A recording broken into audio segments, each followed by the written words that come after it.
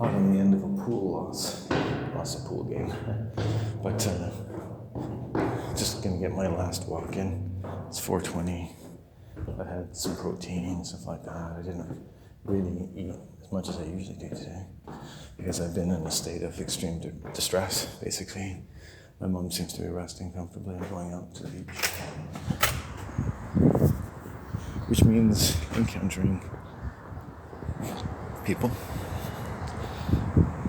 God, I got some kind of my socks.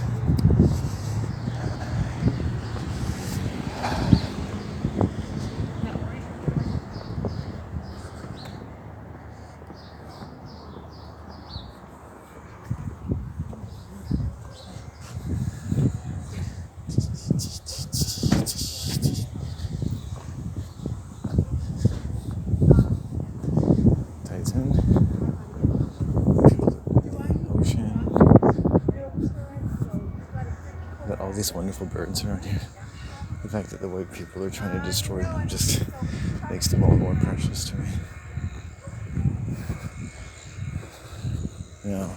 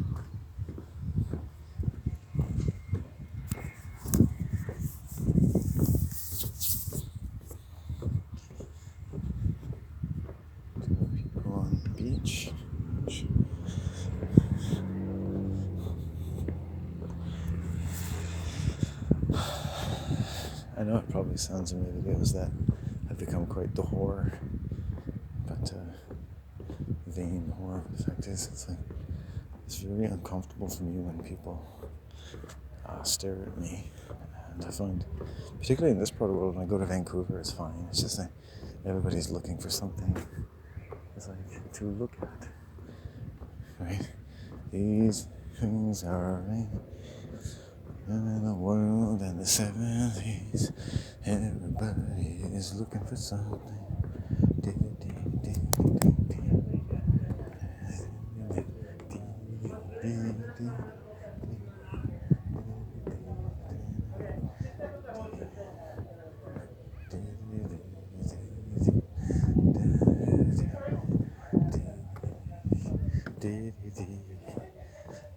It's the first time I'm wearing shorts this year.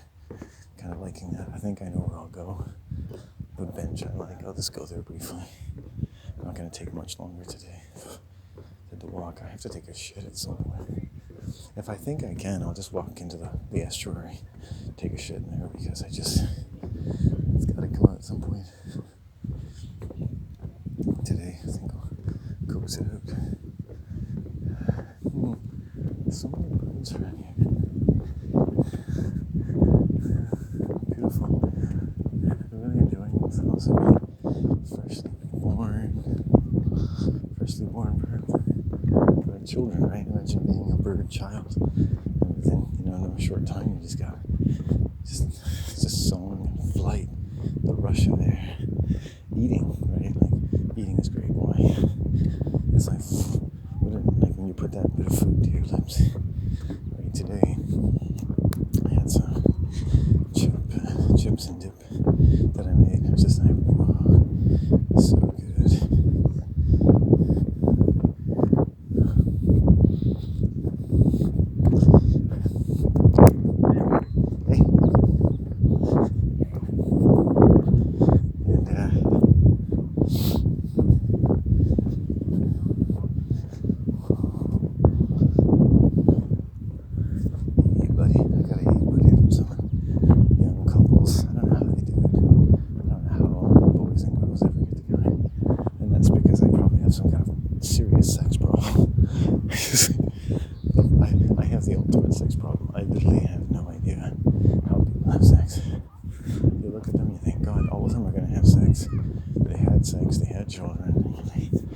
my parents didn't love each other. The only time they had sex was when they were both almost unconscious. So, and then I look at people's wives and I think I would have to drink a lot to have sex with them.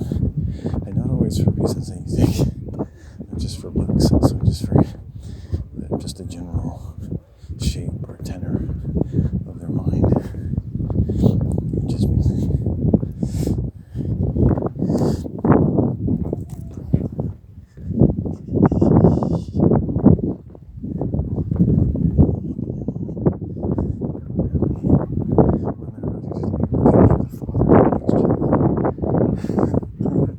A phrase I'm quite fond of repeating. I think I am in the forest.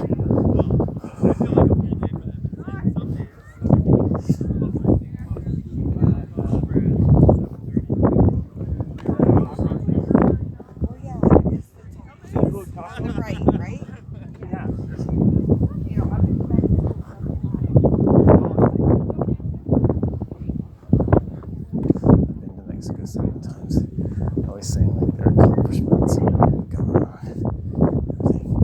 It's never about like who I am or talking about the real things, but they're talking about food. So kind of make allowances. By a couple of female sexual predators. Most female sexual predators probably would be considered sexual predators by most people. They were to me. Looks like they're digging out an area for sandcastles. I never meet anyone. I never enjoy anyone. I'm going to the woods.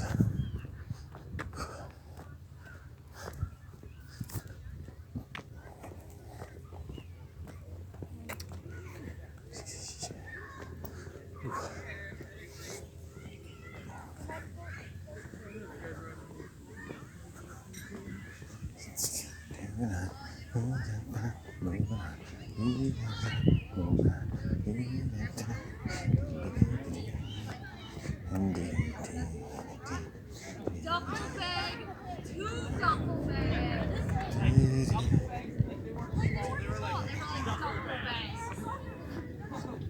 Sounds get a bit louder sometimes. Boy, it's hot. I need some shade.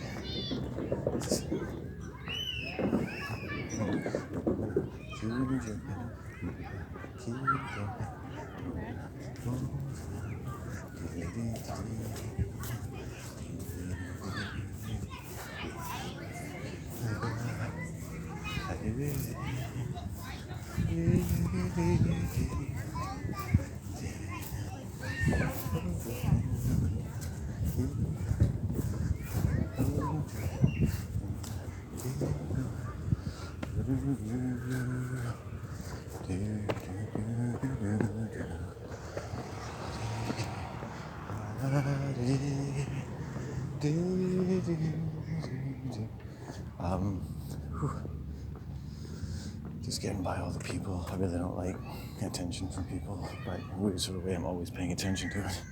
More so, I met this guy, last couple of years, a psycho kind of came up to me and we hang out for a bit, and he's like, for his own weird reasons, he's like, "Oh, these girls are looking at you, man." I was like, "What? God, just look at that." They practically hit something one day. The car was driving. He's like, they practically ran into somebody. It's like rubbernecking. I'm like, what? Are you kidding me? And it's like, God, they must be desperate. And then it kind of freaked me out. And then I'm looking at how older women behave toward me. And I was really very slow to figure out that they want to have sex with me. And of course, capitalized by the fact that one of them eventually did ask me. And it was as repulsive as it sounds. As utterly repulsive as it sounds. And it would have been if they'd been 50 years younger. You know what I mean? And you know why certain people shouldn't have children. Whew. It's a reason why certain men are alone too, I guess. Oh my God. Every roommate, every woman, every person I know, they can never just exist in their own right. Life is tough, but they never seem to have anything figured out about basic human boundaries. I had roommate after roommate, women who wouldn't pay the rent on time. And these were working people some of the time, but always incredible liars, and good at convincing themselves to do things like steal things from me. And it's very difficult to deal with that when you've got someone in your home that's stealing and lying. They got lots of problems, and you gotta have lots of patience with them. And they've never basically figured out how to interact with men properly, or people apparently, because men don't need any special treatment in order to treat them well. They are men after all, women are women, men are men, but you can see how compatible people are with homosexuality, and it's like there's no one way to treat anyone anymore, right? You don't have to treat them like a man or a woman because they might as well be a lesbian, And increasingly men like me, MGTOW, we're just freaked out of the entirety of you because you never know what you're going to get, even with so-called heterosexual women. I get a lot of passive-aggressive behavior, prefaced, by the way, presaging a considerable sexual interest in me, strange enough. So women that have to use or send out signals of abuse in order to fulfill a process of arousal and expressing the desire for sex with me is incredible. And I put it into those words because I learned to, because I was taught by lesbians. They're my professors, because they showed me and they told me how they operate. Okay? I was taught by lesbians. They're my professors. Right? I hope I'm doing right. But they don't like you actually learning accurately. They want you to learn and observe what it is they want and what's true about their dominion on the earth, nay, the true dominion of women by birth. But they don't want you to ever make any signs that you understand other than total obedience. And so all the ambiguities in sex, all the ambiguities and all the gray areas that aren't covered by laws, and not even political correctness, are daily, increasingly advanced upon by people who have no more qualifications than that they're shameless enough to want to do so. They're traumatized enough to need to do so. And that's it. Okay. I have to go to the forest.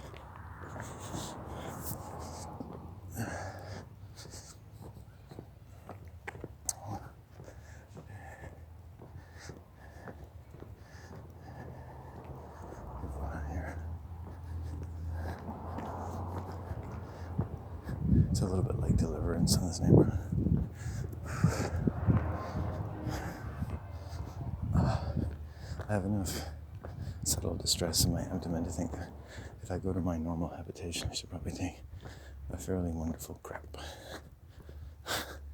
And that will be the final conclusion of my day, to put no too fine a point on it. Instead of beware of dog, I'll put up a notice saying beware of the log.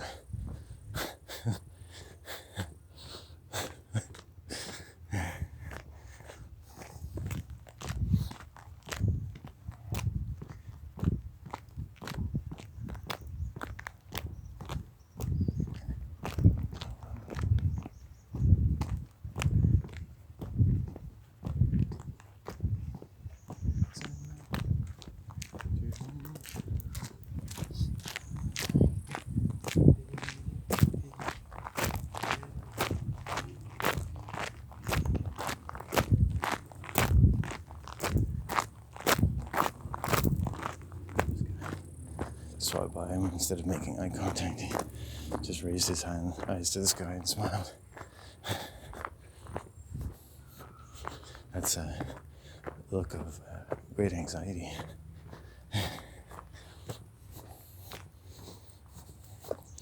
Also gave off a lot of homosexual vibes, and then just the general body language, disjointed, like his mind. Okay, so got about 15-minute walk to go. I'm starting to feel increasingly comfortable. The sound of birds, the grass, basically moving into a territory increasingly private. There's a few residential areas I go by, and once I pass this threshold, it starts to become more insulated. And it's nice to be able to wear shorts. So we're gonna try our crapathon here. You take a nice crap, hopefully, and that's just not good.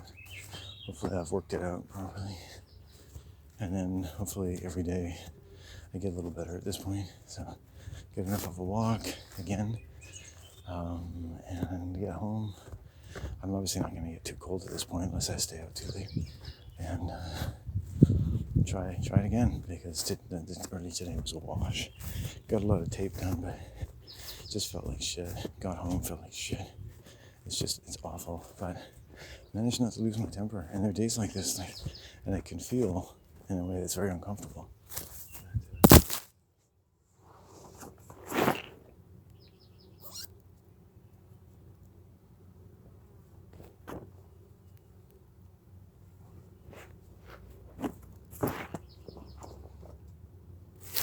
Surrounded by bees. Just took off my shirt. Surrounded by bees. But it was good with me. Thing is, if they run into you and they're a predator drone, a predator bee, like a guardian, he'll just fucking drive right into you. You can feel it. You can feel it half a second before he nails you. Just like I felt like I've walked on the boardwalk and had predator children riding behind me. You can just feel like their energy's on you. You just like they ride by you and yell or scream or something. It's just fucking insane how demonic children have become. It's fucking out of this world. And to take it out of the realm of demonology, it's stress. I mean, there's such a huge burden on people going from something to nothing, like 60 to 0, and then trying to go to 0 to 100 and become something. And you just see them, they're just pushing them out. You see the child, you go to every house, you see a picture of their graduation photo, and you just think, in the back of your mind, you go, this means fuck all. You know, that day meant fuck all. You passed by like nothing. 13 years went by like a second. They've just spent the best part of their lives in an institution, and they're smiling about it. And that's what they learned. They learned to smile about being utterly obedient, utterly dependent, utterly resolved to sacrifice themselves for the system. And every matrix of being a good, decent person has now been resolved into all the parameters thereof, which is not an exhaustive list of the parameters for being a happy person, and the resulting incoherence or tension is already exploited, grown, and advanced upon by every subsequent industry in the world. It's an incredible cancer, right? And there's no moral impediment, there's no moral argument against it, nothing. Go, become. You're something, we love you. You're nothing, but we'll make you into something. By the time your parents are making you into something, they're already preparing for the fact that whatever something you were born as is as nothing to this world. So they got to turn you into something. And by and large, children get evidence of this because they say, I want to be this. I am going to be this. Where did you get the notion you had to be something? Other than you were, I'm going to be this. I'm going to be that. What I wanted to be, I already was. Scientist and entrepreneur. Do things my way, study things my way, learn things my way. This world doesn't think much of you doing that, but unfortunately I don't care enough for that to be a determining factor in all my parameters for life. As a result, yes, I do get a certain amount of abuse, but it also means that I'm furnished with a ready amount of data for study. I don't have to look too far. An observant person doesn't need a laboratory. This is a laboratory.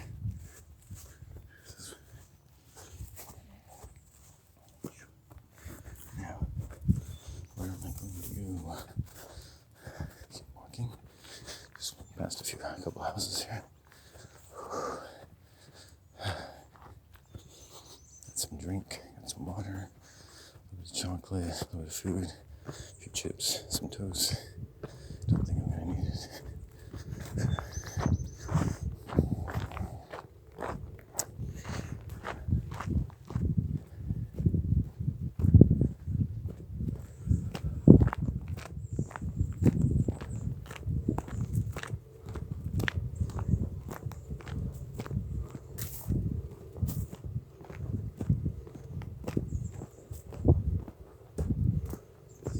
Sitting with their and some light music and cigarettes and probably just, I've done so much journaling in my life. It was actually more pleasant than most of my life. To sit down and write is such a pleasant thing. It's so relaxing.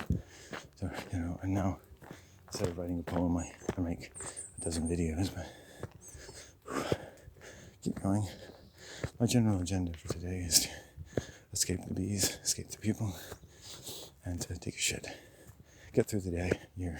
I was abused badly last night by my mother, another woman, lesbian, and it takes time. Right? Hopefully I can improve the overall long-term situation, but you're just babying them, essentially. I'm just being my mother's mother. She gets to be a bit colic, and I have to take it. And it takes away a lot of the energy I would have to pursue a relationship with someone. It's impossible. I've lived with women. Doesn't matter who they are. I could never pursue a relationship. Right? The lesbians I live around, they always put property marks on me. Right? It's just a natural state. It's the default of a woman when she becomes molested. Right? Everything that she can get anything out of becomes very precious to her.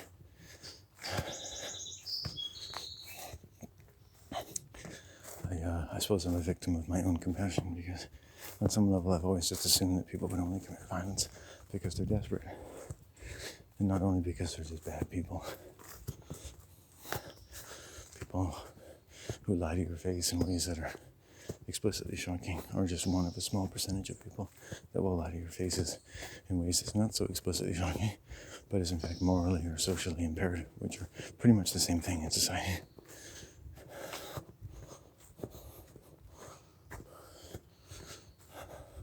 Someone left some water for dogs, that's nice. Okay. Looks like the parking lot's empty, that's good. Oh, it's really good. And then I think we'll get a nice little shit going on here. A little sick.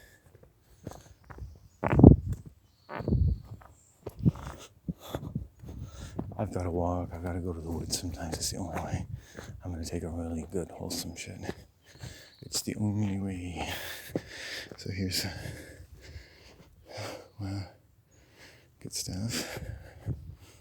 Looking at the plantain and dandelion. I've got about 10 minutes till I get my destination.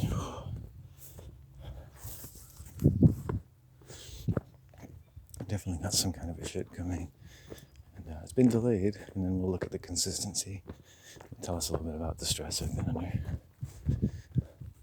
And then it's done, and then I can relax, cool down, and sit for a bit in my refuge, and at home. So at this point, I just get there, avoid humans at all costs, because they can be quite stressful. Not always, but they're you might see me as quite stressed out, verbose, but the fact is I'm just giving vent to the tension that lives in everybody. Doesn't mean they have to present the same way, doesn't mean their strategies aren't better than mine, but the fundamental bituminous catalyst is there for everybody. We're all being poked by the same fucking sword. The same punch to the gut with which we start our so-called adult existence. Adult of roles and responsibilities, as society says, moving from the dimension of magic, as we did from the aboriginal or primordial state, into the stage of roles and responsibilities. Then leadership and war. And then you start your own cult, right? And you can't do all at the same time, because if you had that magical level, you'd actually still be a moral person. Right? Magic is actually fundamentally moral. Right?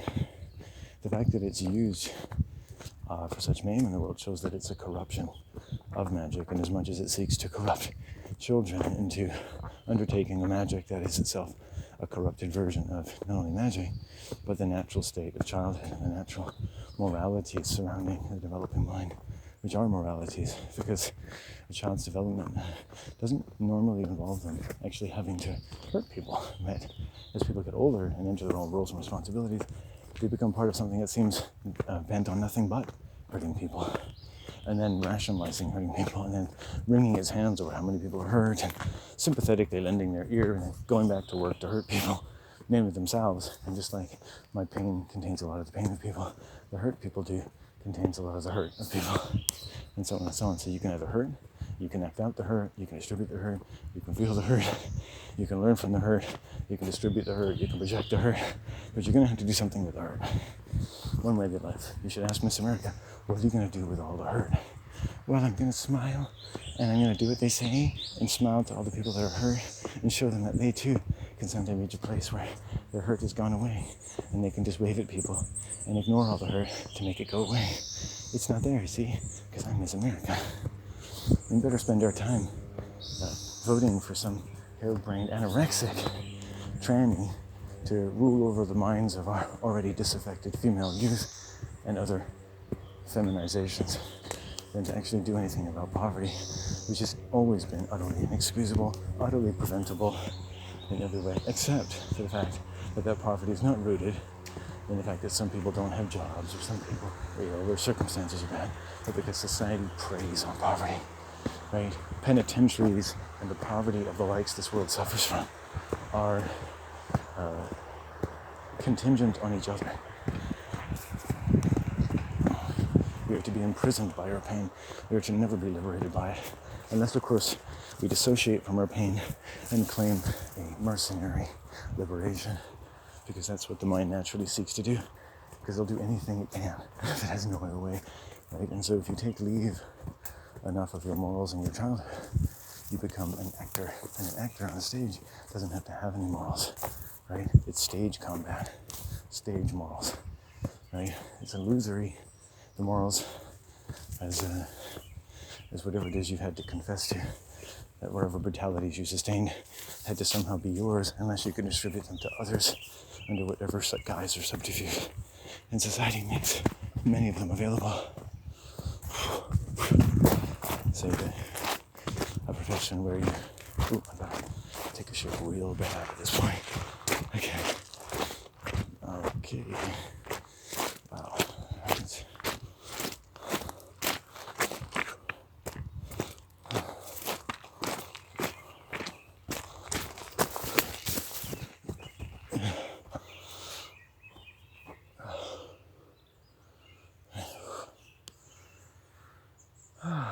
God. So there you go. I start getting to my habitation, and I have to take a shit. This would be a good place to do it. I'm not going to. It's too public. If it was early in the day or late at night, I would. Just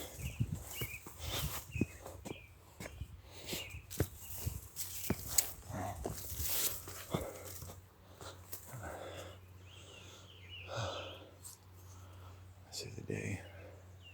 This shit is blessed. This shit is blessed, man. It's the blessed shit of Landon. One day they should make an entire HBO series called The Blessed Shit of Landon. Oh, blessed Landon and my blessed shit. Thou did have the most blessed shit that day. And that'll be a line in the movie. It'll be like a Monsignor. I'll be like, you'll be okay, Landon. The Lord will bless you with an incredible dump one day. And that will change everything.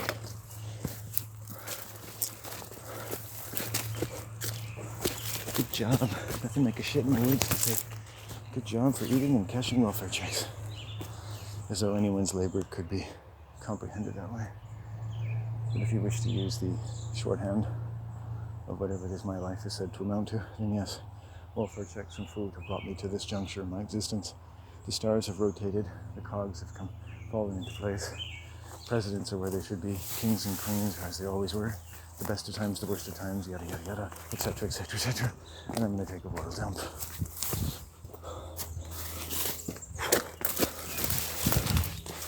Now, chances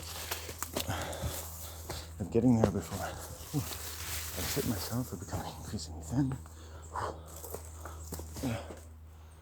Okay, nobody's around. Good.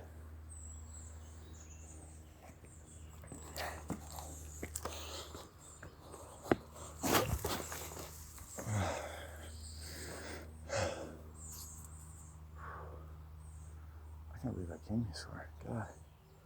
I told that long I would be that long, and I've just been sitting at home all day, but I had to come here. Oh, fuck. I'm so. Ouch. Oh, I felt that. I'm so lucky. So lucky. Hey, birdies. Hi. Thanks for welcoming me. I'm so lucky to be here. So lucky to be taking this shit. You have no idea.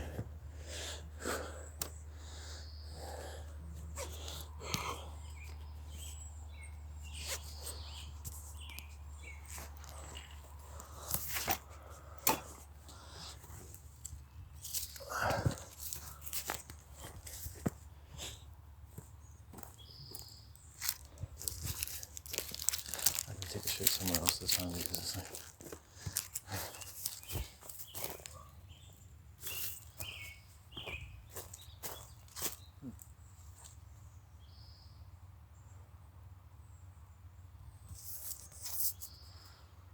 Oh, God.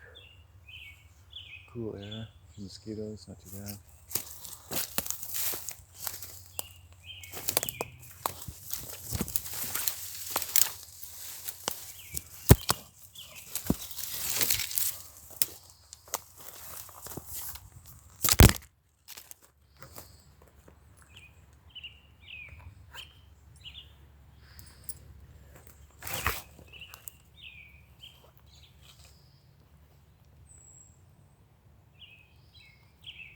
Perfect. Success. So beautiful.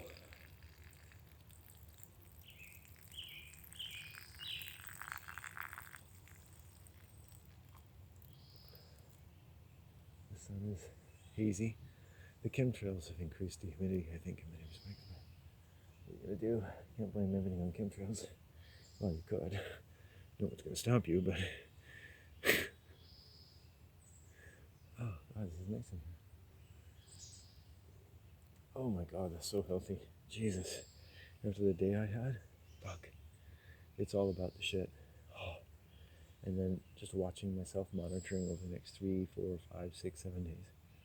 And then everything I'm doing, and doing that for myself, for my home, I'm probably doing the best thing I can by my mother, beneath whose violence, if I had been violent back to her, right, it's actually something quite innocuous. And the innocuous of the irritation in her mind about whatever it was can be used, obviously.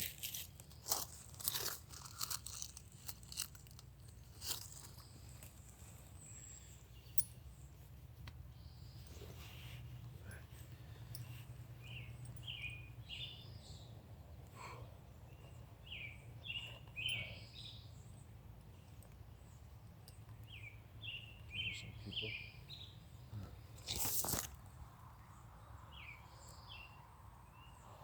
Yeah. Let's go.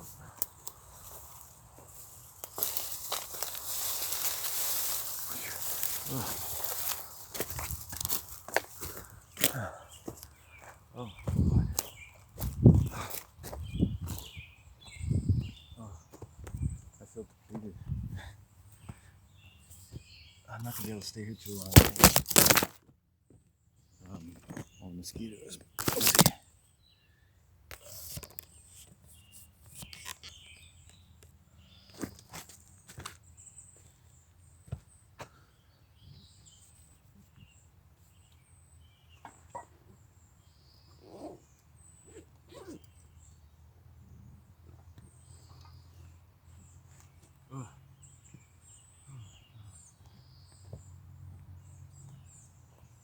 Oh, that was a good idea. That was a good idea. Oh. The only sad part of this plan is I have to walk back.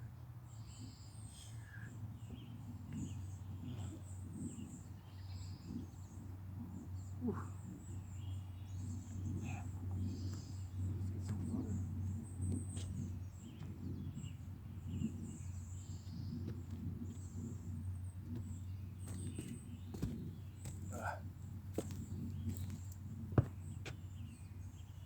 It's mosquito season.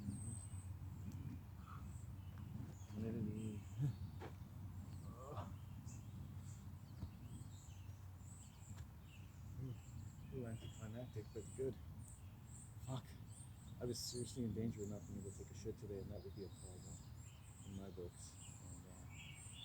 And it happens sometimes, and you catch up, but it's just like, how do people deal with the stress of this world? Well, it seems to be my occupation to obsess about it, I suppose. Focus on it. Oh. Let's put. I can actually probably do this if I.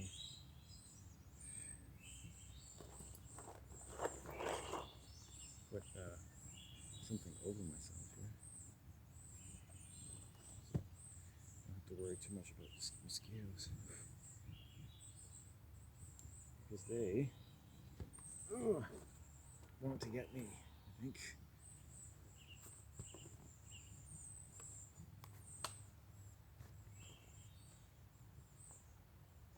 That looks backwards. It is backwards.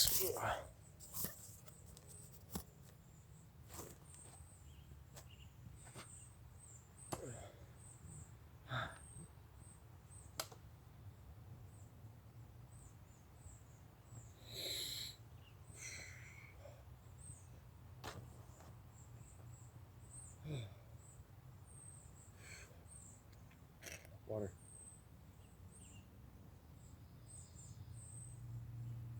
Just water is all I want. Fuck. It's no coincidence that coming here expedited my bowel movement. It's the same thing with all these places. It just shows you that I can release here with safety. This is where I put my stick yesterday to finish my protective spell work. Why was I spending the day doing protective spell work yesterday? Because I could sense something coming. You just feel it. I can still feel it. There's people whose minds are on me. And I'm like, fuck you.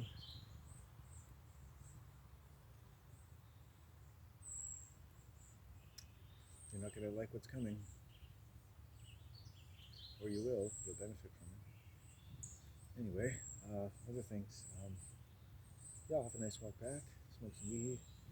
The sun is slowly going down now, so if I stay here for an hour, it actually should cool down quite a bit. And the mosquitoes might even abate.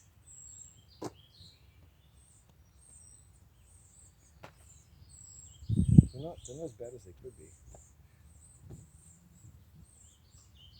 But they can get in there.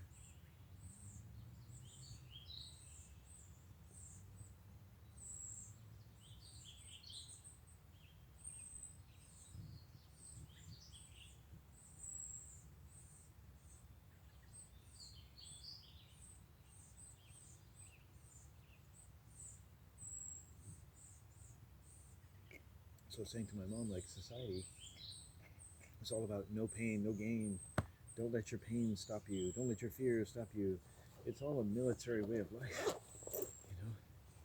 I guess I'm quite a pussy compared to that, but now, because I've had a stressful day, I think I'm going to take a couple Tylenol because I know I need something. So.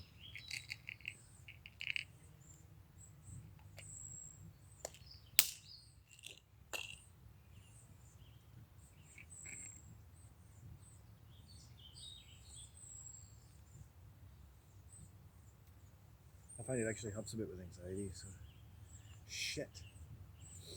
I'm okay. I think I'm okay. Like I said, I took a bath maybe 2 or 3 hours ago and I was like, fuck, I'm not sure which way this is gonna go. Fuck. It's an awful feeling. It's like I'm undermanned. I want to be anywhere else. I want to be in any. People who get to live without being domestically abused have everything. God. You're like, why don't you move out, dude? It's like, well, we'll see how it goes. I don't really have much else. I guess I need pain to create my life a little bit.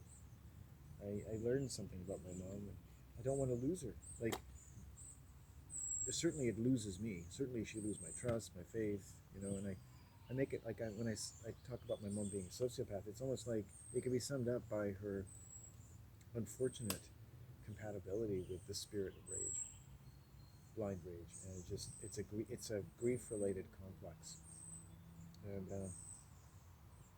and trying to talk and educate someone through that. Basically, my mom is my first student. Just trying to talk to her, like my whole life, like when I'm teaching, I'm basically talking to psychopaths. Not that you're a psychopath, but I mean, I've had to create all of my thought around psychopathy. So either I'm completely off, or a lot of people will find it useful, not because you are a psychopath, but because you're around psychopaths. And when you're around psychopaths, I don't mean this in any derogatory way, you or me or anyone could actually test for psychopathy. Not because you are, but as evidence that you're around it.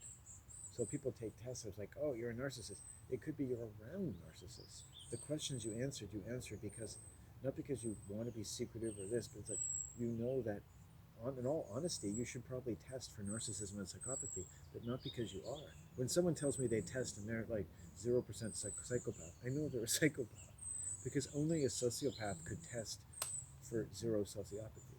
Only a narcissist could ever test for zero narcissism because they would say that they can behave as though insensible of the narcissism around them.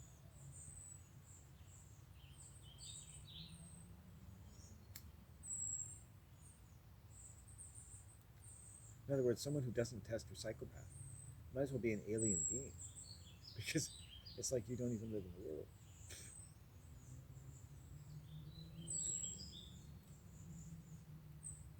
Oh, I should be happy. Took a nice big crap. And I mean, it was nice big, the consistency was good, so I'll look at tomorrow's and then we'll just keep going and see how they are because it was a very stressful day. But I think these pentagrams, I think this work, I will conclude a little bit of protection spell work here, really helped. Anticipating violence really helped, really knowing what was coming. Or that something was coming.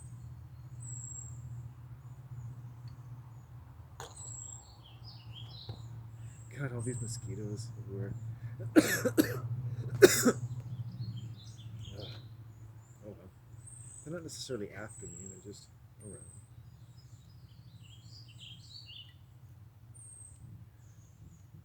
Holy shit, man.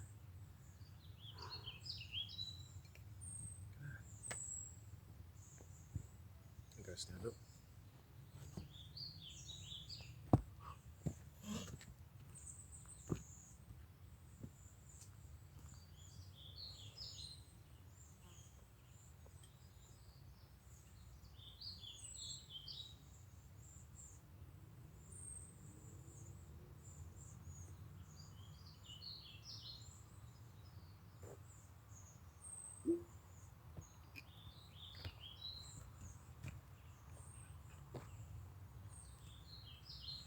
Okay.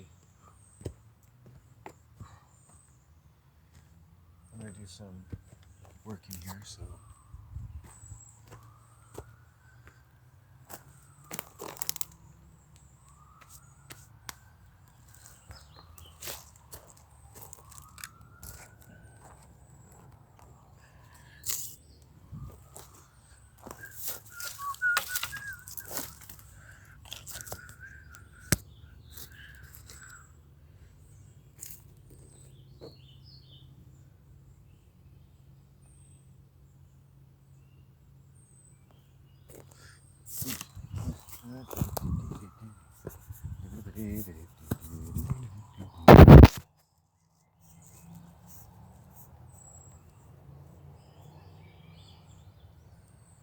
It just wants to go over there.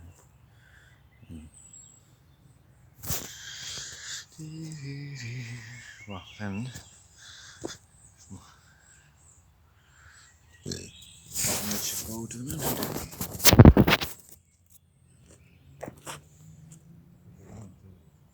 This one's got an old, either, I think it's an eagle feather, or it could be an eagle feather in here. It was one.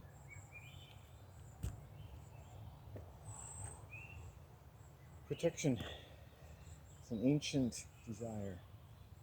Protect one's home, property, dignity, reputation, power, wealth, safety, one's enterprise of living. In fact, there's lots of little bugs in here. Thank you to the pentagrams. Thank you to the four directions. The great allies of man, the great forces of nature, the great music that came from the first stone, from the first wonderful waters, and the sound that became flesh like our words, the heavens and the earth, the first blood of the stone of Odin, and Okuda. All right. Good health to my home, to your home, continued strength, learning, power, make the most of every situation. There's power in everything.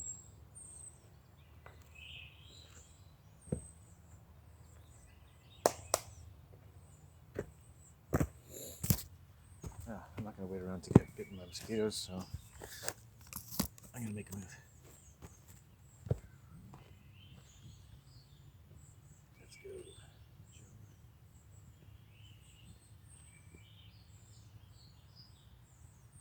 I got done what I needed to get done.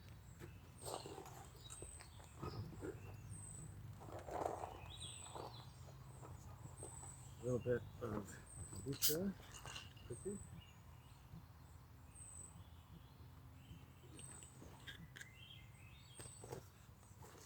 The mosquitoes aren't really that bad to me, so.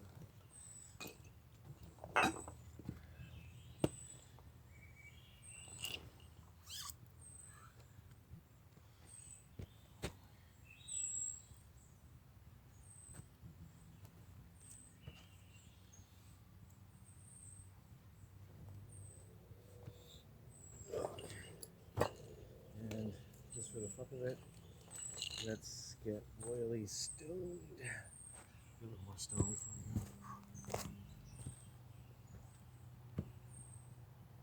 Oh, speaking of stone, I must have moved the stone out of the center.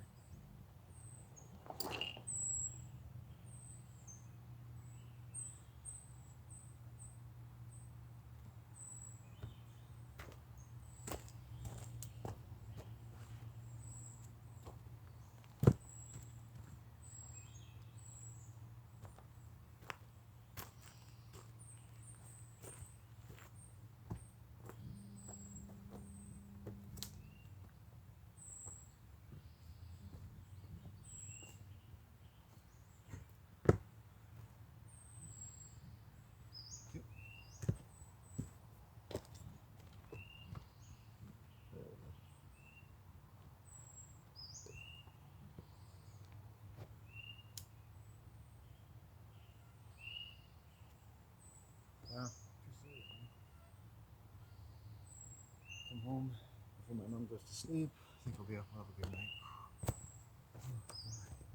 It's like they transfer without feeling, as Dr. Janoff. Psychotics and psychopaths transfer, communicate, without having to feel it themselves. An enormous amount of distress. So they're basically slaving your nervous system to feel what they're unable to, thereby informing you about something which they themselves probably would find inutterable, and perhaps even threatening to their survival. For you to object, to testify, to give some evidence of your discomfiture would be only to irritate them further. In this way, psychopaths telegraph and groom a good deal of unnecessary or unwieldy compliance from many different kinds of people around them. That this can be hidden between so-called modern parenting should go without saying, but which also should not go without saying, without mentioning. And yeah.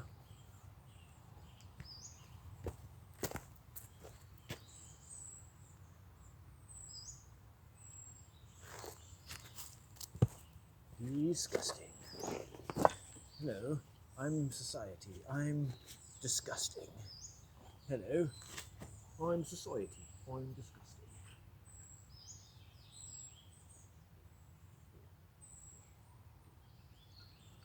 In the name of the strength of my father and of my mother, in the name of my mother, my father, in the spirit of love itself, society is disgusting. In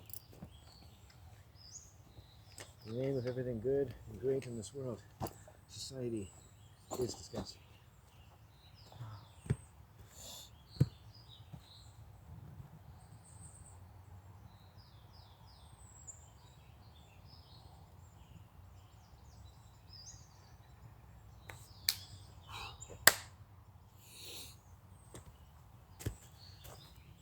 Oh, bugs.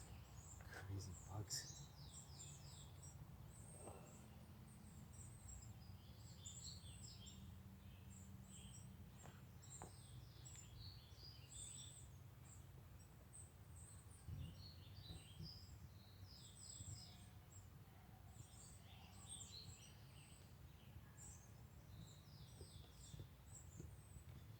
Okay, good, good, good. We're all together.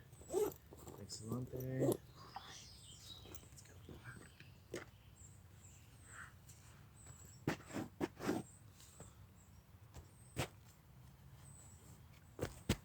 As the sun filters through to the pentagram, the stone in the center. Stone in the center.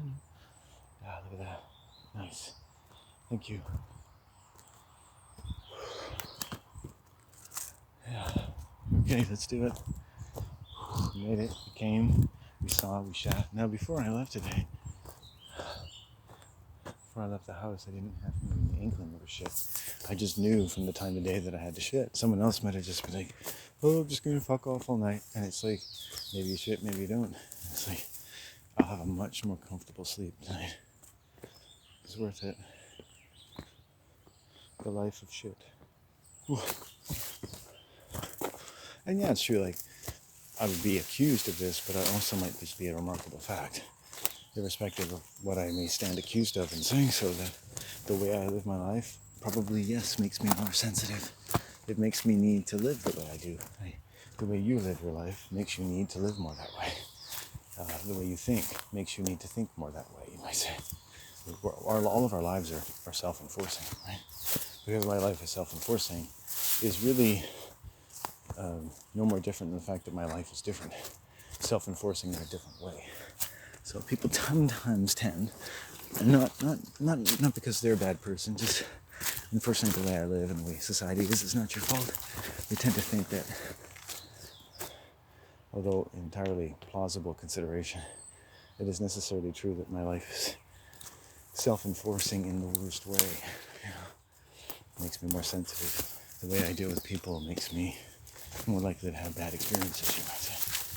But I don't think I make people bad. I don't really think so. In that I have learned to comprehend a certain provocation about how I live and talk and think. It is not to be seen as necessarily reasonable provocation. It just remains reasonable for them. It's different than saying it's reasonable. I haven't ceded that territory. Just because it's expedient to do what a mugger asked you doesn't mean it was the right thing to do. Doesn't mean you have to keep doing it. A lot of people actually just keep doing in a very self-enforcing way what they started doing in their infancy. They just keep doing the same thing. No matter what they do, they're doing the same thing. And I think everything can just come to a stop when people stop working for the wrong things. Working too much for the wrong things. You know, and just have a lot of leeway to reduce work hours and to move into other, and not just see work as work, but a way of life. Because most people's work is a way of life. So when you're choosing your work, you're choosing a way of life. And so it's even more important than choosing your way of work, because it will be your way of life. And there's work fairs at universities and stuff. You should be like, well, what way of life do you live now? How do you foresee your way of life as you go on a life? It's like, do you like your parents' way of life? Does it look like a healthy way of life? What occupations might enhance the way of life that you want? Or does no one in your family even think of work as related to your way of life? That work is as, you're not supposed to really make enough distinctions between the two to make either of them the best they can be for you. Right? Make enough distinctions between work and way of life, between the two, that each one of them can be the best they can be for you, one and together, the work and the way of life. So a lot of people's work is just a narcotic because their work and their way of life is too stressful entirely, because how you rest, how you work involves how you rest from your work, how much time you work involves how much time you have to rest from your work, and the combination of, and if you can't ever really rest enough, then the more you work and the more you rest from your work is becoming putrid. Even it became increasingly rewarded by society, right? The rewards of which eventually lead to chronic illness and untimely demise. So it's worth it to make enough distinctions between your work and your way of life that you can get the most out of all of them. Anyway, little things that occur to me on the trail, as it were, as someone who doesn't necessarily work, but whose way of life and whose work seems to be blended like yours out of some critical necessity that I find reinforced the more I pursue it, just like everyone else. And my mom smarts me with her humiliations. I know that the impact is also coming from probably lots of people. I've talked about abuse. I had my shoulder dislocated on my channel, and a woman wrote in and said, "I bet you don't pay her any rent," you know? And it's like, I've just been sexually assaulted by my mom and a neighbor, my shoulder's dislocated, and you could see the unfeeling nature. Now, I've made many unfeeling comments on YouTube, so I don't hold it personally, but it is remarkable in itself. I mean, I think people have earned a little leeway because I'm relentless online. I'm just exhausting, just like you. I make the stupidest fucking jokes sometimes on the comment section. Not really because I think they're going to be voted for, almost because I know they won't, but some of them are pretty funny. But I also know it's like, people really aren't that for it. But the comments that do get upvoted are always extremely good, so people obviously know that. It's just, I don't think they've really recognized my genius yet. Maybe I've written a comment out there that has 10,000 likes and I don't even know it. And someone's like, has anyone told this guy that comedy is popular? And they're looking for me right now. Where is that guy? Here I am. I was the one. And the comment was like Indy 500 race where I wrote, Dan Jones brushes his hair like a canoe, plays with the thunder between my mommy's thighs. It's like, what the fuck? It slips in that black inky night, from whence the stars themselves were drawn, water to the lips of the first man and woman as they sat and contemplated eternity. It's like, obscure comment. How surprising.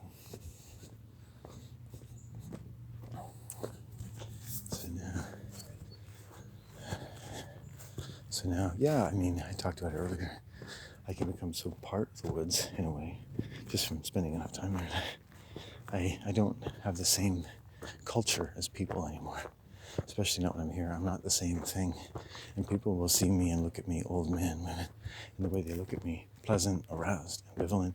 In some sense, I read in their manner, if they don't already read in mine, that there is some great gulf between the two, and it's all right. You know, it's all right. You know, I need to learn that better. I mean, it's all right that a gulf exists, and it may be under the sensitivities of my mind that it is no greater gulf than a distinctive difference in our thinking, because basically no matter what you're doing, good or bad, how you think affects your state of mind. Most people have a lot of other things to think about than I do, and this place seems to enhance thinking, so maybe it's enhancing the differences as well. And this way I try to console myself, but I'm just alone and horny and sad. I should start a GoFundMe, you know, horny, middle-aged and sad. We're like the least supported minority, the 46-year-old virgin with depression. Oh, Daddy, I can't believe this man never had sex, did he? And he's sad, and I don't know what he's talking about, but it doesn't sound good. The word massive delusion comes to mind, Daddy. I don't even know what that means. Well, son, we all live according to massive delusions. The question is, do we like it? And what is it doing for us? Don't tell me I'm deluded. Tell me what it does for me. Tell me, because I'm constantly thinking about what your delusions do for you. And I'm working really hard. I still haven't got to the end of it. So they're either really good or really bad. I don't know, because we're amazing. The mind. But as in my life, it just became way more prominent that I was encountering time and time again the worst parts of people's minds. It didn't seem too hard to draw it out of them. Whatever I was going through, a lot of the people around would rather hurt than do anything else. They're just waiting for it. And you think maybe you did something wrong, but you learn as you look deeply. It's just very easily provoked. And if you knew that in advance, you wouldn't have anything to do with them. And everyone would be better off. It's just, they just notified people. Like, hey, I am a psychopath, expect anything. No matter what I say. You know, they could have like yellow stars or something.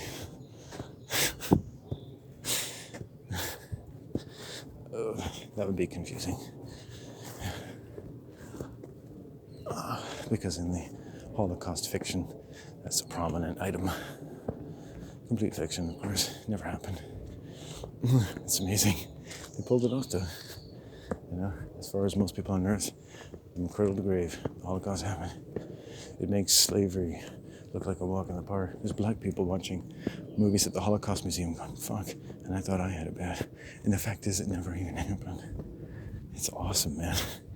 You want to take some LSD and come hang out in the Holocaust Museum, right? And just try to feel what a lie feels like. Just try to, you say to your children, say, we're around the biggest lies in the history of the world, but don't hate Jews. It's not their fault. And, you know, real Jewish suffering is real, you know. No, you know, it's not like everyone's suffering is real, right?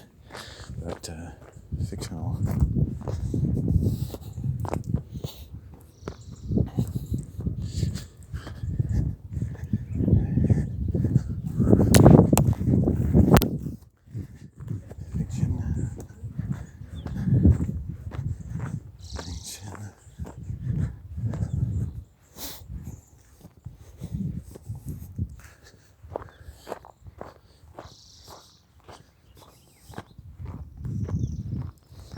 Solitary woman lives there.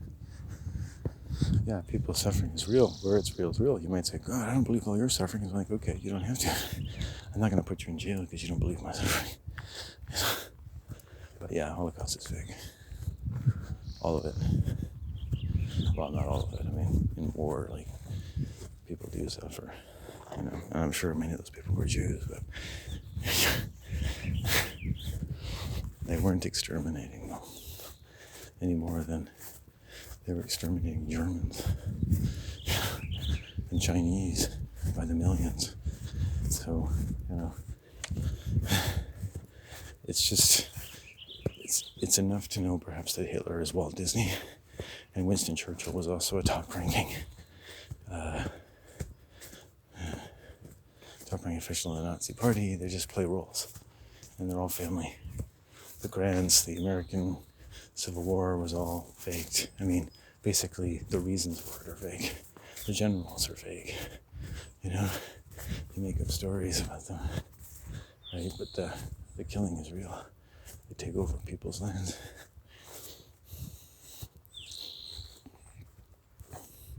Boy, they really can, you know, get people's goat. Eh? The idea of getting your goat up so that you can be a royal sacrifice.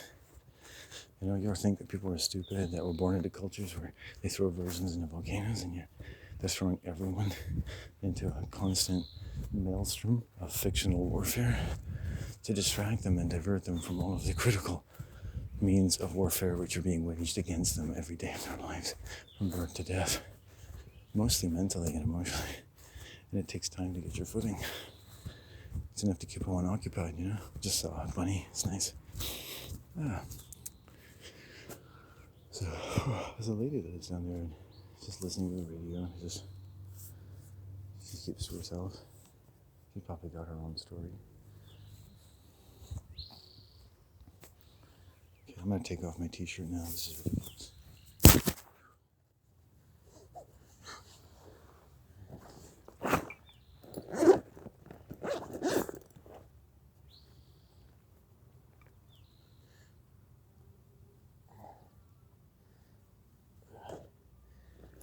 go. Go magic bag. And golden chocolate, I think. Will do the man quite nicely. Let's get home.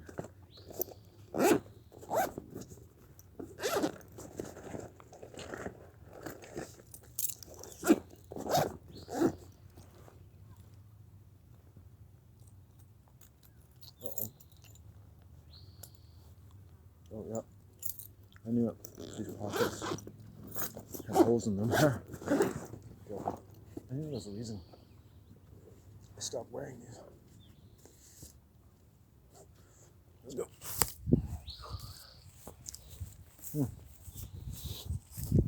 I'd like to go for a drive with my mom one day.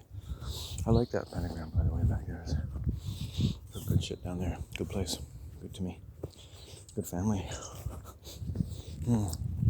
It's nice to know this I had to go every little nook and cranny I could go today to escape my mother until I could get that murderous energy out of the house. Mentally, physically, it's like basically being like a warrior who's been cut down to his bed. And now he has to go to war at this point with the demiurge. In this case, the spirit of rage running through people's families and mine no less to get it out of my house.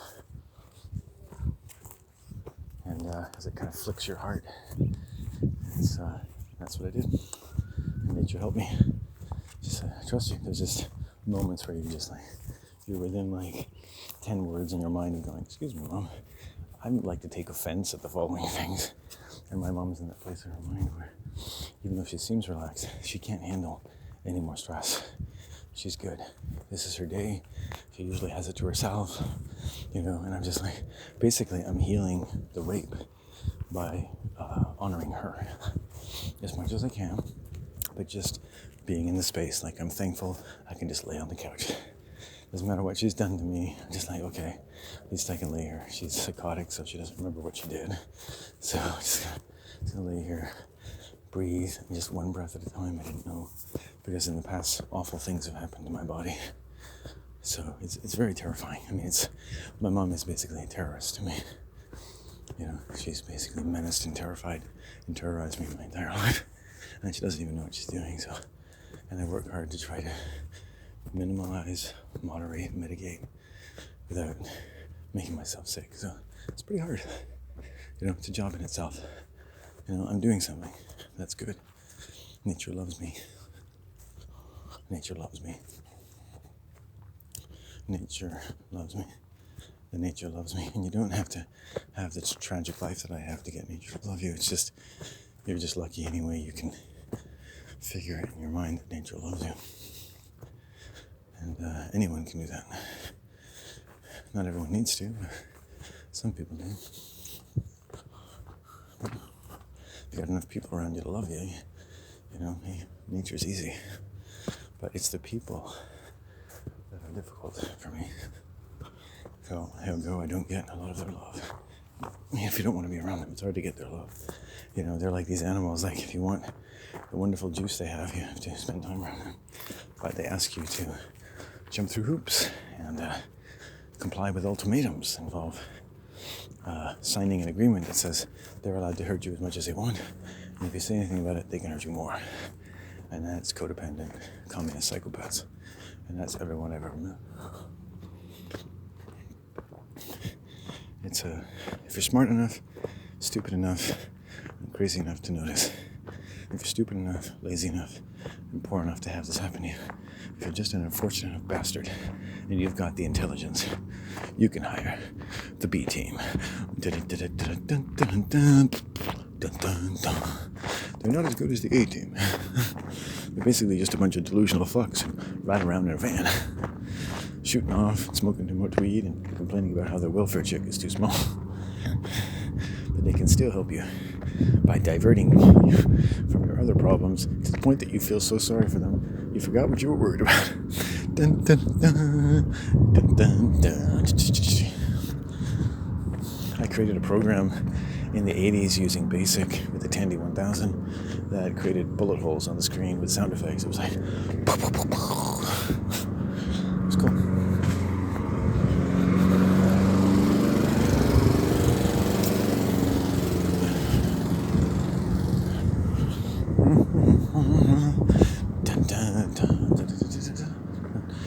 get a gunshot in there? I can't remember if it had like the frequency for me. I had to figure it out.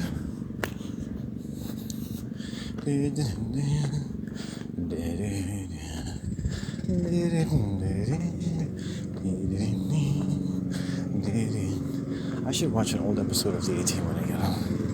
Oh, it's probably monetized now. There was all these cool 80s shows a couple years ago. You could find them on YouTube, Magnum PI, Princess the A-Team, and then all of a sudden they monetized them. Now if you want to watch it, you have to watch it in Spanish. Oh, Higgins, Apollo, Zeus, Ongole, Ongole.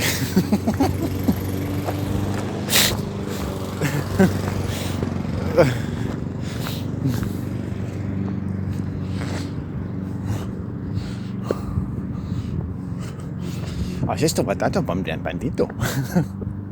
You keep hearing the word bandito every now and then. I was driving Esse de Ferrari, and I was beside myself with the quandary of my own mustache festooned existence.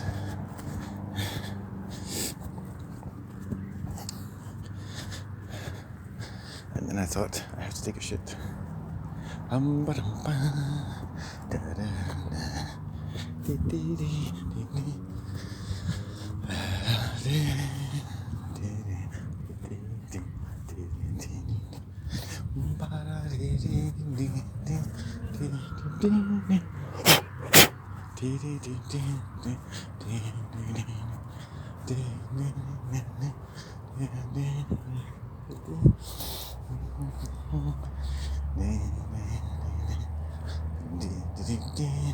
Looks like they got pizza.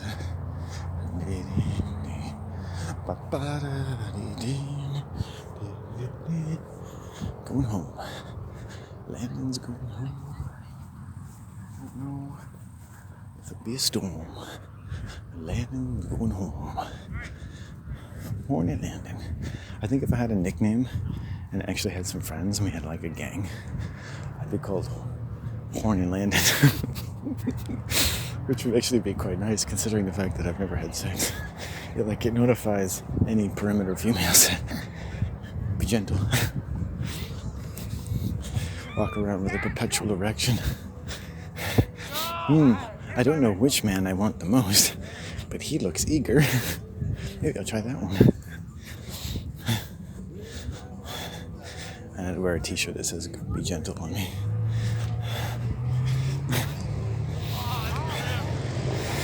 Find me in a tent masturbating to Tom Selleck.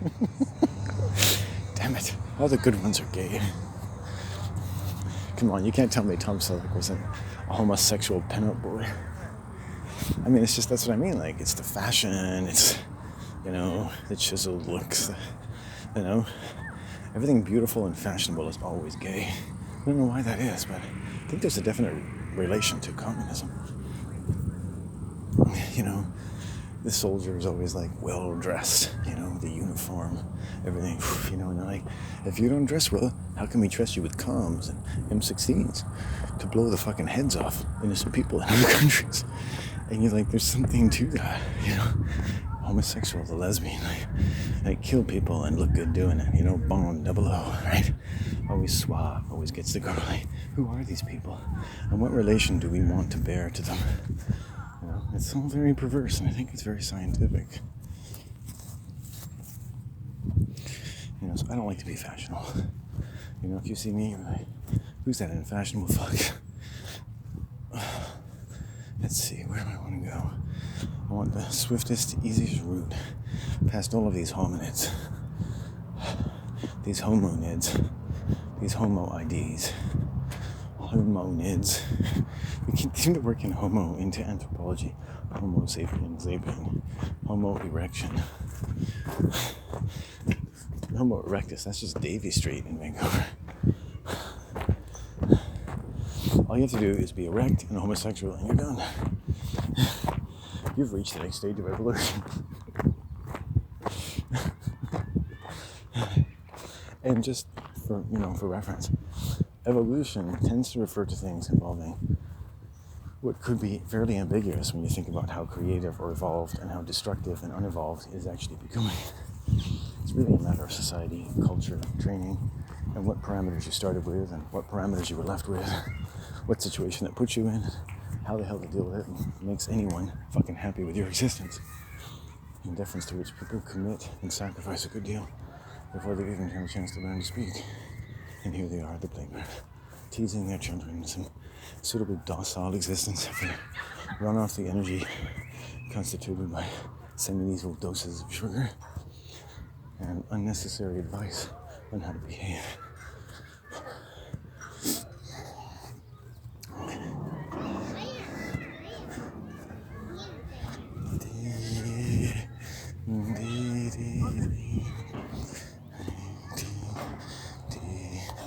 I think I'm old enough now, I don't have to wear a shirt everywhere I go. I've got tattoos, I look native. I'm urban. Oh, it hurts. That man should walk many more miles. Seagulls, crows. Ooh, I like that California lilac. Do I look like a man whose wallet is fat, who has 60 mil and an English flat? I could be hiding the invisible billionaire with long hair, or I could be some unemployed conspiracy theorist. Do your damnedest, dearest. I'll give $100 to the person who's the clearest. Oh, please help me become a better person. Give me a job and a kind of curse on everything I touch and do. My money alone is trying to kill you.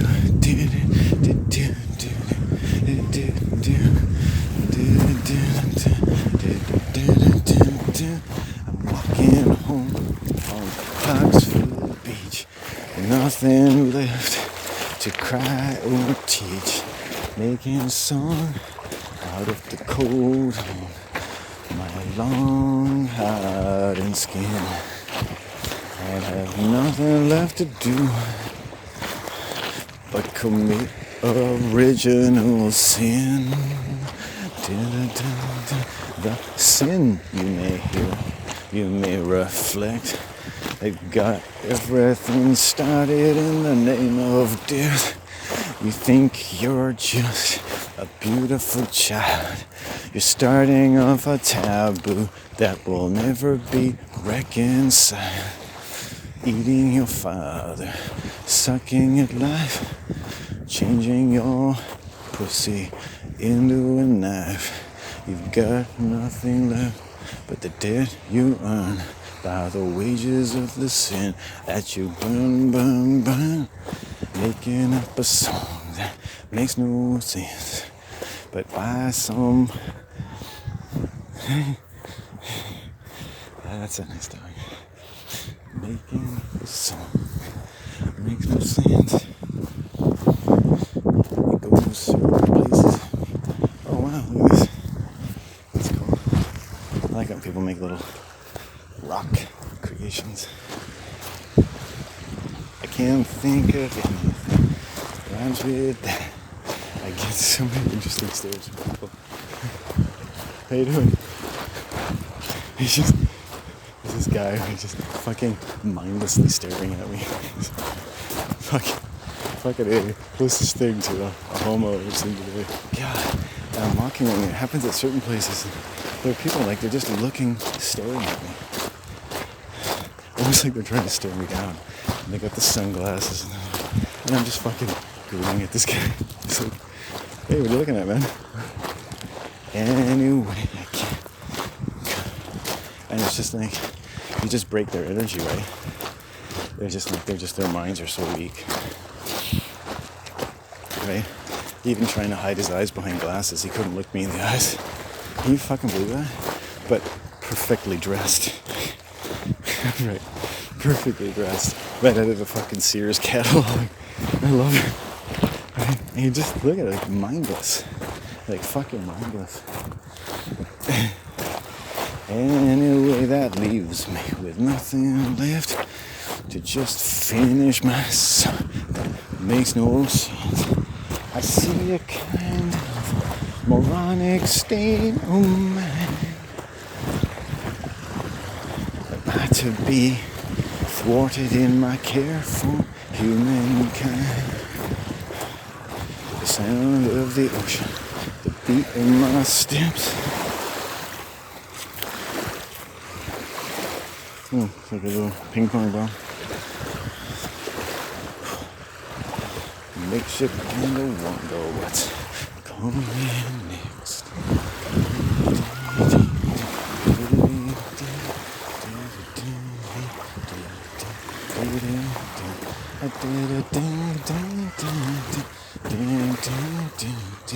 Getting home slowly. Whew. Can hear the ocean.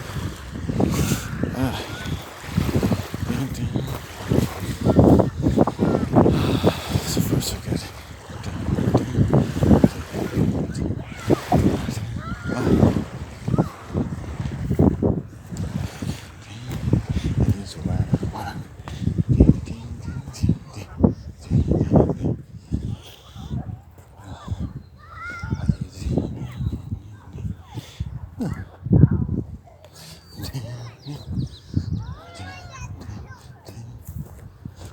Life is so easy for children because of course they don't expect anything from them. All they have to do, and the adults sit there and they're just so weary and it's like, isn't it nice to be a child again? And they just stare out into the ocean with their stoic thoughts, their problems passing before their eyes, like the mounting moments before the crescendo of vermilion vermouth and a pack of Pall Mall cigarettes. Perhaps that last cup of coffee of the day, a little bit of slightly pornographic television. Whatever gets it done. Well, perhaps they're as placid as they look, and I am to be chastised, duly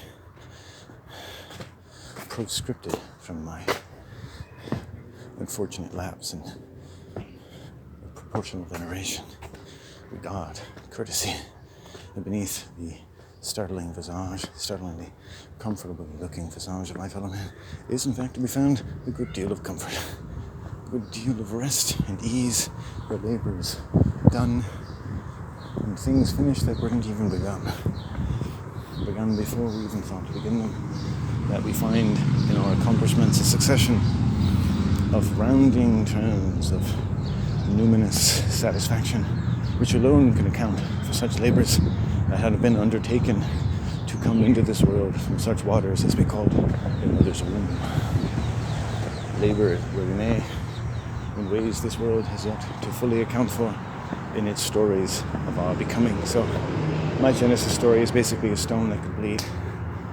It makes a sound not unlike our sounds becoming words that become the flesh of heaven.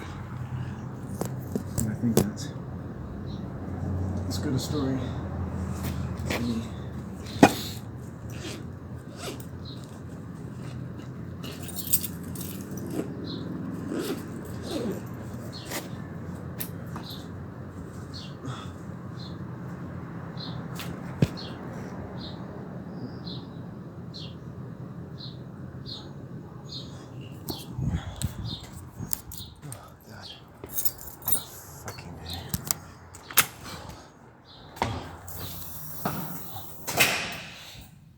See what I mean? I started out this morning saying, am I a little too paranoid about being gawked at? But, quite often when I'm coming home, I catch male and female gawkers. Like they're actually gawking at me. Right? And I just in certain parts of the boardwalk where I've seen it before and I recognize the energy. Other times I just ignored it, and today I just looked up and I was just laughing. Waiting for the guy to kind of come to, because he's in almost like a demonic trance. And eventually he just sort of something too. It's like, and there's something else going on there.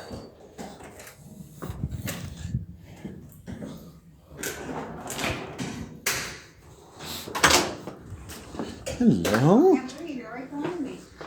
Was I? Is Buddy going out or in? Nope. Come on, buddy. Buddy. Buddy. We just came in. Looks like he wants to go out again. Come on.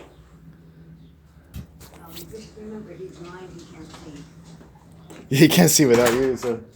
I think he can see. Sure nice out there, huh? Yes. The nicest evening we had, yeah.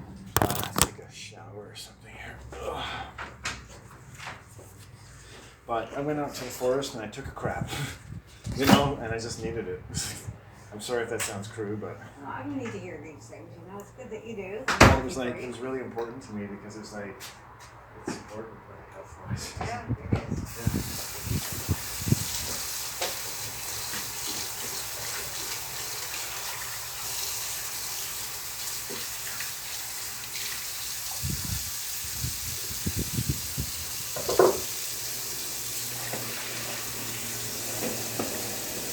Well, Yeah. Wash that off.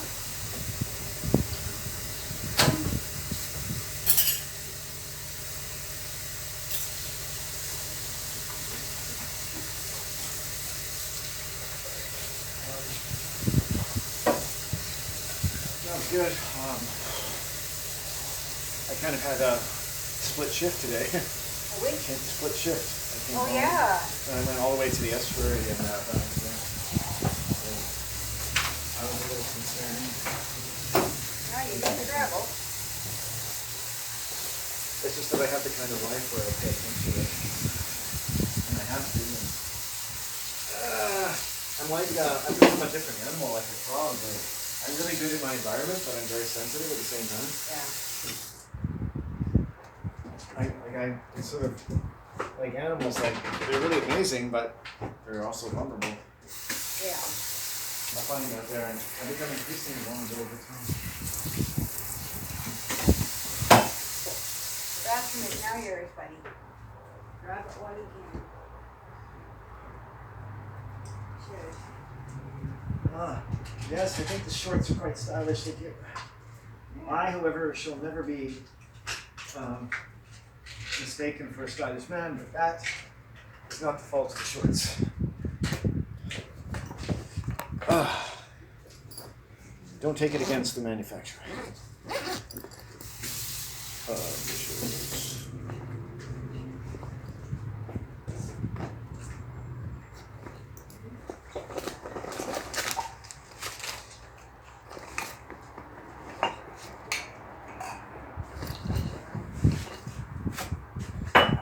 This has been frozen several months.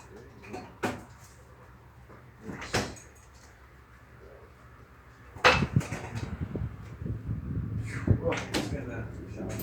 Yeah. I'm sure I should change. You guys go? Oh, you just came in. Yeah. Listen to the lawnmower, but he did his Yeah. food. See? He did his poop. He can poop, I can poop, we can all poop. She's always talking about her dog doing poop, which doesn't like me to say that I've pooped. Somehow it's like, it's important. You learn, like, you get that poop and it's like, whoa, yep. You know, I'd love to get like an enema every day, that'd be great. We didn't have to think about pooping, we'd just be like, open the chute, here it comes. Oh. Colon is emptying like a wind in a spinnaker's cup.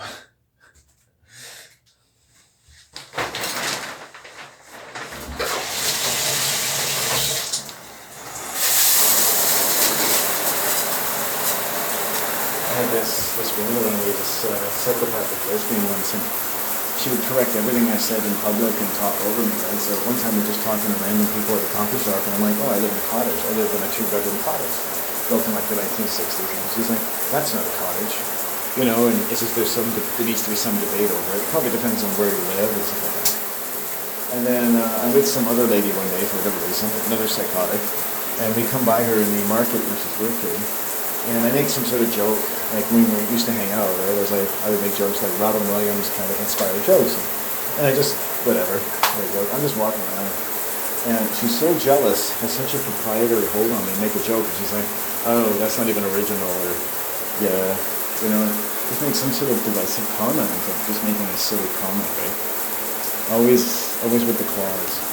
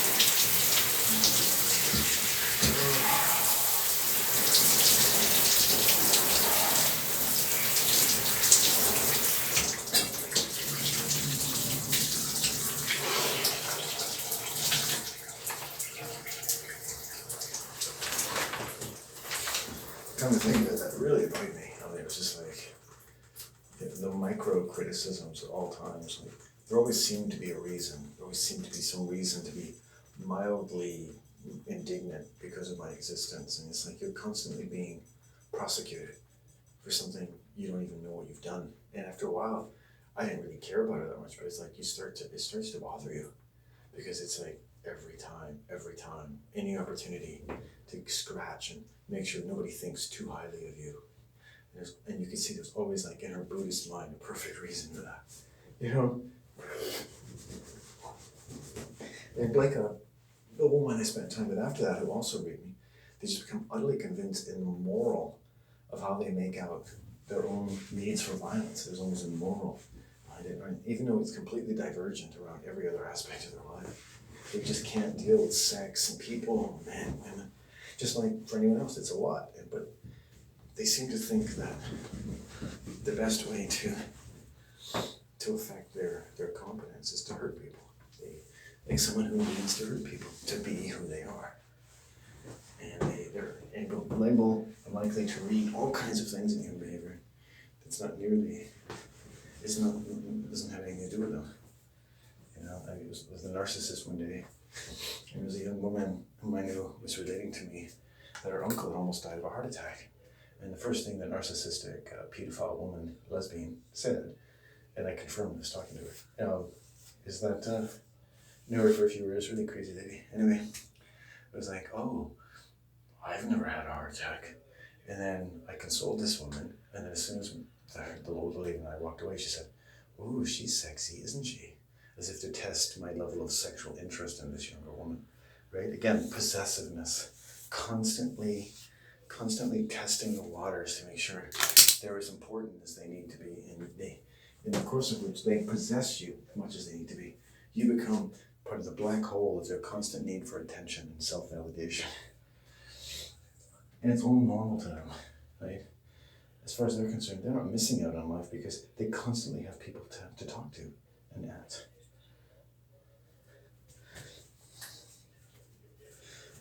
Whatever it is, it seems to have in fact accomplished the goal where there was no motivation to really kind of make them feel less pain, including less of what they're doing to other people, less of other things, less of certain things, less noticing, less pain, often frightfully free, it seems, of all other types of neurosis. They always go around saying their lives are perfect and telling them how wonderful their lives are, and yet they can't maintain a single morally coherent relationship with a single living being on earth. And what's more, they don't have to. They fit in better than you and I.